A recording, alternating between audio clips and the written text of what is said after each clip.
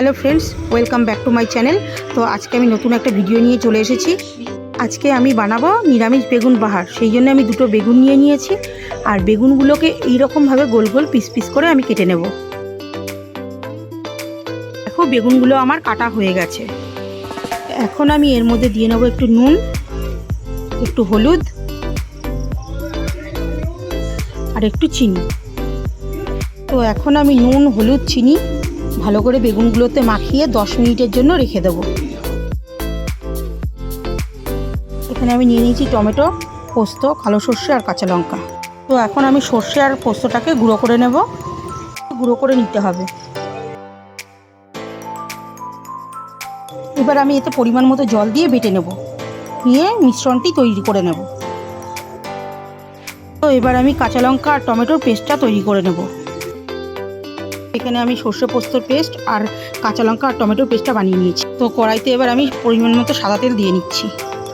তেলটা গরম হয়ে গেছে, এতে একে একে বেগুনগুলো আমি দিয়ে দেবো।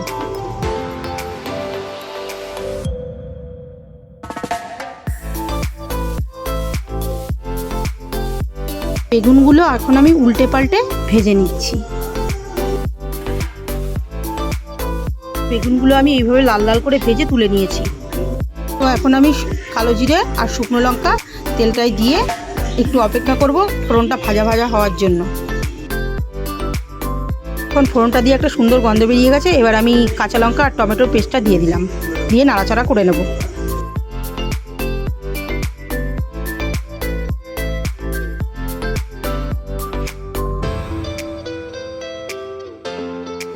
তো এটা এখন একটু ভাজা ভাজা হয়ে এসছে। এর মধ্যে আমি এখন দিয়ে দেবো পরিমাণ মতো নুন, হলুদ আর পরিমাণ মতো জিরের গুঁড়ো দিয়ে একটু জল দিয়ে আমি এটাকে নাড়াচাড়া করব ভালো করে।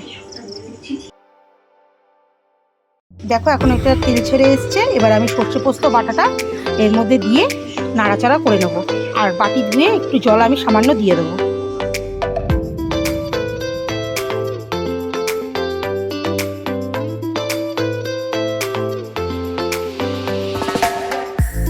চিনি দিয়ে নিয়েছিলাম, সেটা আমি দেখাতে ভুলে গেছি। তো এবার এর মধ্যে আমি বেগুনগুলো একে একে দিয়ে নেব।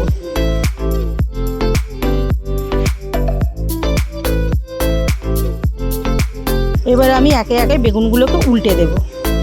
দেখো, ঠিক এইভাবে।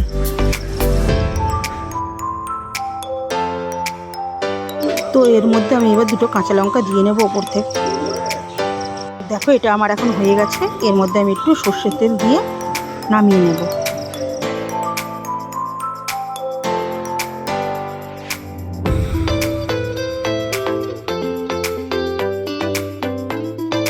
তো আমার নিরামিষ বেগুন বাহার তৈরি।